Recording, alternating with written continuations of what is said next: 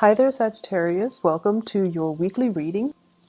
Um, so f- there's an impatience energy, like it's a very impatient type of energy that I'm feeling for many of you.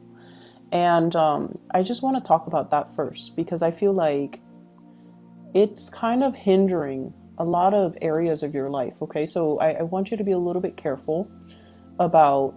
So, first of all, I'm seeing here there's a relationship that you want to get off the ground and you've been pushing for it. You've been like persistently pursuing the other person and pushing for it. And I feel like the other person is like the total opposite of you.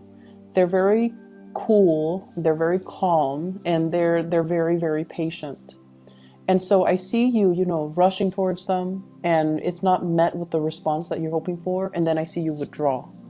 So from their perspective, they feel like you're blowing hot and cold.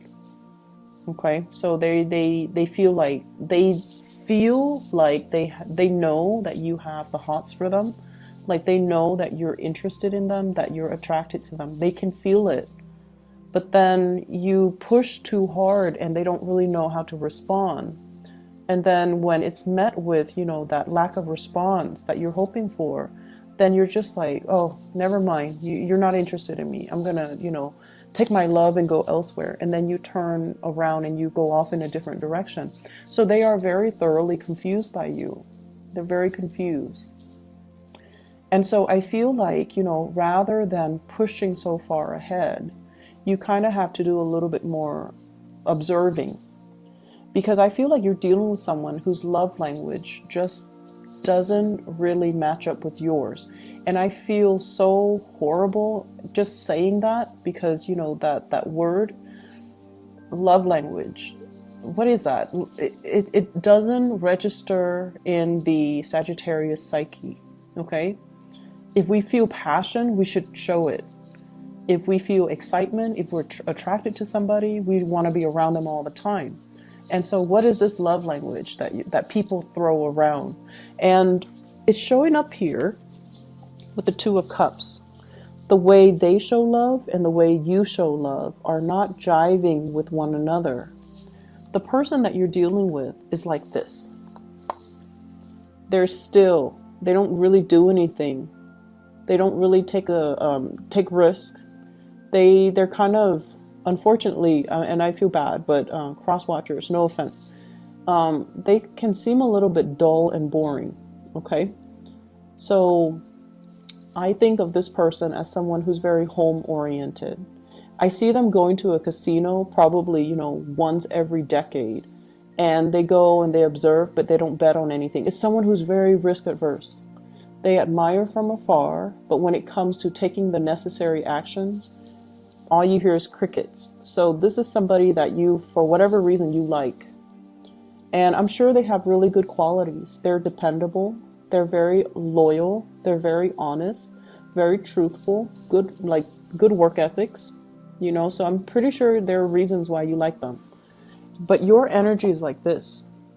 This is someone who takes risks, who's very adventurous, who's very no nonsense. You wear your heart on your sleeves, and when you like somebody, you will make your intentions known.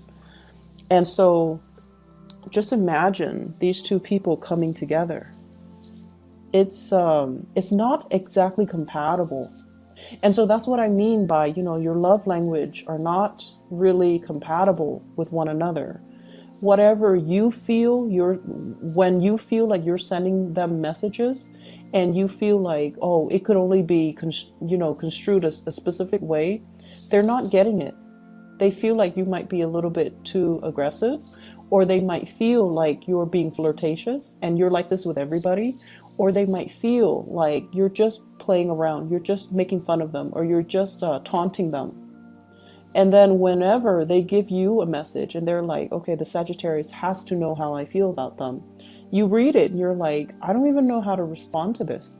So the way you communicate, down to the very fundamental ways in which you express love and emotions, it's not the same. It's not the same. And so you guys are kind of talking over one another, cross wires. things are just not really registering with each other, okay? I also feel as well issues with miscommunication. Not only, you know, like misinterpreting the information that's sent, but messages that are sent and not received by the other person, and they likewise.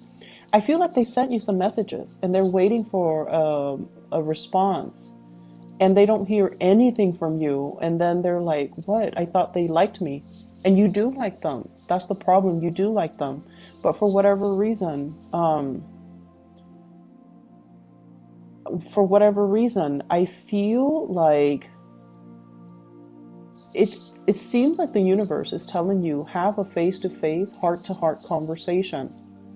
You know, don't beat around the bush. Don't do it through electronic channels. And especially, we are also heading into Mercury retrograde. There will be many communication mishaps from, let me see, November 17, tomorrow, until December 5th. Okay, so a lot of mishaps, a lot of miscommunication. So this situation can get worse if you're not careful. So I feel like the universe is telling you, sit down, have a normal conversation. This is somebody who's actually quite old school and traditional. They want to have a talk over a cup of coffee. They want to feel comfortable. They want to feel in their element before they can have any type of meaningful communication, okay? So I see you like this. You could be, you know, on the treadmill, on the Stairmaster, and you're able to multitask. You're able to talk about this, about that, about the last movie you saw, about the last book you read, the last place you travel, while you're on the treadmill and, you know, possibly even listening to music. You're able to multitask and you're able to do things successfully. This is not a person that can do that. They need to be sitting down on a couch, possibly, you know, warm with the fire going, and they need to feel comfortable, and they probably need, you know, a few drinks before they can open up. And so you kind of have to get this person in their space of comfort before they can open up and give you any meaningful communication, okay? It's not somebody that you can shoot a text message to and ask them like 5 questions. They want to have a conversation. So you definitely have somebody here that is looking at you.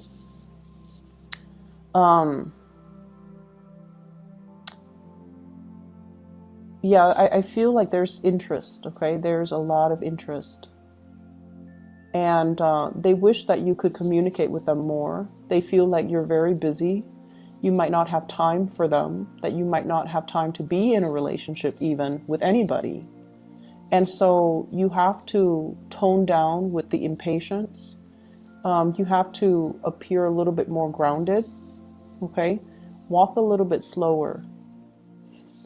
I don't know why. Walk a little slower, especially for those of you with Mars in Sagittarius. You're always on the go. You're fast. You have really, really short, quick strides. You do things with a purpose. And when you walk, you have a destination. Okay, you don't randomly stop and chit chat. You don't meander. You don't really get sidetracked from where you're supposed to go or what you're supposed to do. It's like a one-track mind. And so the other person feels like you're constantly moving here and there, and they're not really sure if you even have time to be in a relationship with anybody, let alone them. So slow down and give this person more attention. I feel like, yes, there are messages that were sent that you might not have received, and you're going to be finding out about it, and you're going to be kicking yourself, and you're going to try to make amends, and then the other person is like, I sent you all these messages. I can't believe that you didn't get them. So, you know, have a face-to-face conversation. It's going to solve a lot of these issues. You get to see their facial expressions. They get to see how you behave, and it's going to smooth things out, okay? So I feel like that's what the universe really wants for you. Travel delays is what I'm also seeing here. I see some of you being separated from a crush or from a love interest. It could be due to travel. It could just be the holidays. And I feel like it's going to be a little bit challenging. It's difficult, you know, not seeing the object of your affection every day, but I see that coming in. But I feel like you're going to be distracting yourself with other things, not other people, but other things, either way. So in terms of love, I have here an air sign, Aquarius, Gemini, Libra. And then I have an earth sign, Taurus, Virgo, Capricorn. I also have another fire sign, and this seems to me like it's a cycle from the past. Sagittarius, Aries, Leo as well. So you've got a lot of people coming into the picture. It's going to be a very dynamic, fun, exciting week where there's a lot to do, a lot of people to see, a lot of traveling and movement with you. I also see like, you know, instead of bar hopping, you're going like house parties, you're going to different houses. So it's like, I guess, house hopping, house party hopping, whatever the term is. I see a lot of that happening. Make sure you are, you know, you have a designated driver, okay? Make sure if you're like taking a Lyft or an Uber, make sure that you do that rather than driving back and forth and trying to find parking. And it's just, logistically, it just doesn't make sense. So I see a lot of festivities that can be had as well within the next week. Opportunities for socializing, for going out, for meeting people, and for, I also feel, helping people. I feel like you're giving out either financial advice, you're giving out words of wisdom, you're giving out advice or something. You're helping a lot of people and you're socializing with a lot of people. I see some of you might be in the public eye, like giving a speech, giving a talk, doing something where a lot of eyes are on you. And I feel like it's going to be smooth sailing. So you might not even need to rehearse a lot. You're just going to exude a lot of charisma, and it's going to allow you to be very well received at this. They're saying it's well attended. So lots of people will be there. And you might have a little bit of self-doubt or a little bit of a stage fright starting off, but it's going to work out really well. I also feel like, you know, once again, I keep seeing this element with family. We are approaching Thanksgiving here in the United States. And so if there has been money owed to family members, make sure you rectify it. I see a little bit of like holding a grudge or keeping a grudge. And I feel like it's from somebody else coming to you. And I feel like an air sign, family member that is an air sign, Aquarius, Gemini, and Libra, somebody is holding a grudge or somebody is talking about things that should have been in the past, but for whatever reason, they're bringing it up. So just be careful about that, okay? Travel and movement. If you are planning to travel, if you are planning to, you know, relocate, it's a good time to start looking in those things right now, but don't sign anything until after December 5th.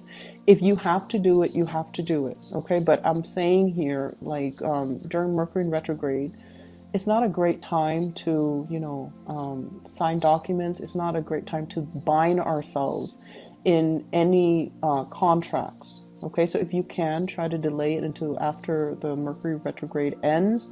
That is December 5th, okay?